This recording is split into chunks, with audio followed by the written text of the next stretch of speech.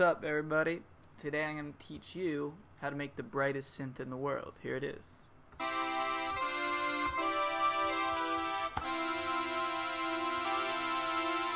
Really bright. It's a really good synth just to layer over another synth just to add brightness and some nice high end. So check it out.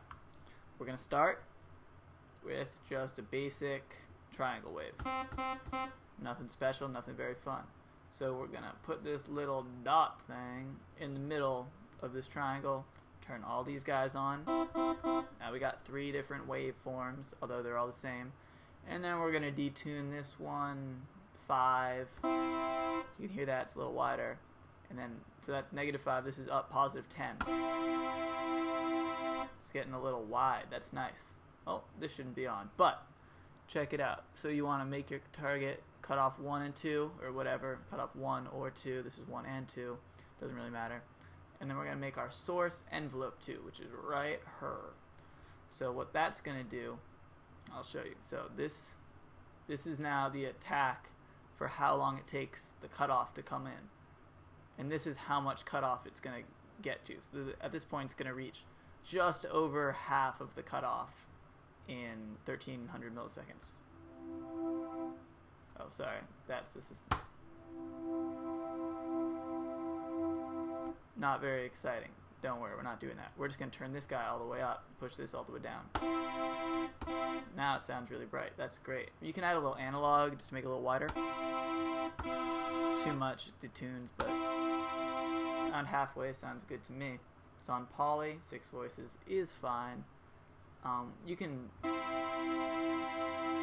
see that's not going to change anything because we're getting 100% of the cutoff instantly. So we don't need to even adjust that, but we can if we want. Also, make it fat. You can experiment with these. These are different filters. It doesn't really matter, but yeah, that sounds good. That resonance is going to make it really bright, but too much, that's way too much. Yeah. Say like around 20 is good. And then, alright, you're going to add a little bit of drive. So this is going to saturate everything and kind of add some nice harmonics to it, make it just all around fatter. I'll show you. So yes, it's getting louder, but it's also adding some nice harmonics. That's pretty sweet. Alright, what we're going to do now, open up our EQ. We're going to cut the lows. This is a low cut. And turn on your analyzer so we can see what's going on. So, first rule of everything in life, anytime, always cut the frequencies you're not using. Because later when you go back to master it and you want to boost the bass, you might accidentally boost the frequencies of this synth, which you don't want the bass to be there. It's going to be a mess. Don't do it. Cut it. Cut it like, 200, whatever you want. I don't care. I'm just a dude trying to teach you. So check it out. Then we see that, all those highs, we don't really need all those, so we're going to cut some of them. But if you do it too drastically, you can really tell. You want some of them, but you just want to cut out the ones that we can't really hear above 20,000 kilohertz, so we might as well filter out some of them. Get a nice curve that relaxes it. Doesn't really change much, but it will make a difference, trust me. So then what you can do is, if you just want it for texture, I would even cut more of the lows. And again, this is how steep the curve is. The steeper, 48 decibels, you're going to really notice it. So I would go 24, 12, or 6, or 18. It's a lot more subtle, and it's going to squash your sound otherwise. So that's a nice synth. What I'm gonna do, let's so you gotta listen. When you EQ, you don't wanna do anything too drastic. Let's listen. That's kind of annoying, but just a little bit.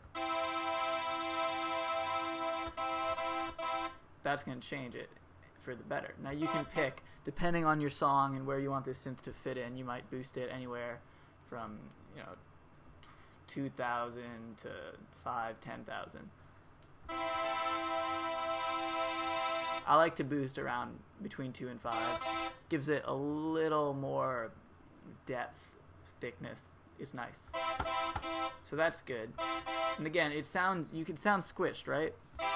But that's because we want that. We don't want to get the lower frequencies of this in, because this kind of synth, at least what I use it for, is to layer over other synths. But if you wanted to use it just by yourself, then you can unfilter those. But I'm not going to do that. Cool. So check it out. Next, we're going to bus. So you pick any bus you want, and I explained this in another one of my videos, but a bus, this is kind of like a track that every other track is going to leech off of. You put an effect over here, and this is the amount of the effect that this track is going to take. So I'm going to put some freaking reverb on it. Doesn't really matter. The default kind of sucks, but you got to play around with it. We're going to use it for now.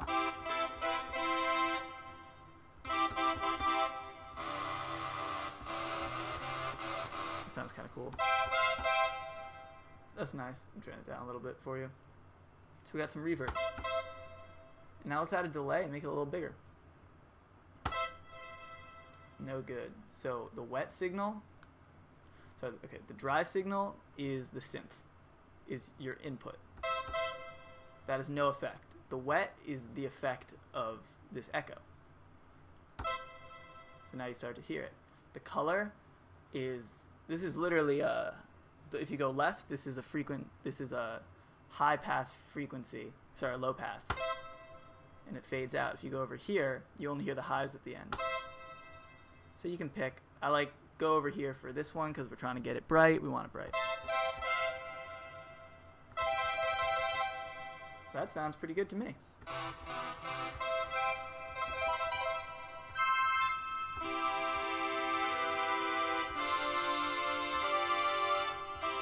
If you want to be cool, check it out. What you can do, say you want, let's target the amp, which is the volume.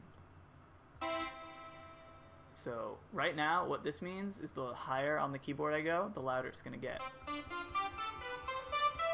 Can't really hear that well, but what we're going to do is we're going to put the amp to LFO2, which is right here. That means the volume is going to be affected by this LFO, which is going to oscillate, meaning go from its highest point to its lowest point every eighth note.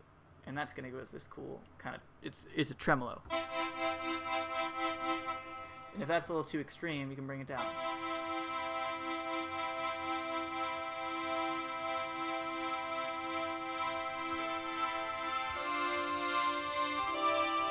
And that's really nice because it adds some life to your synth. Otherwise, bring that down a little bit.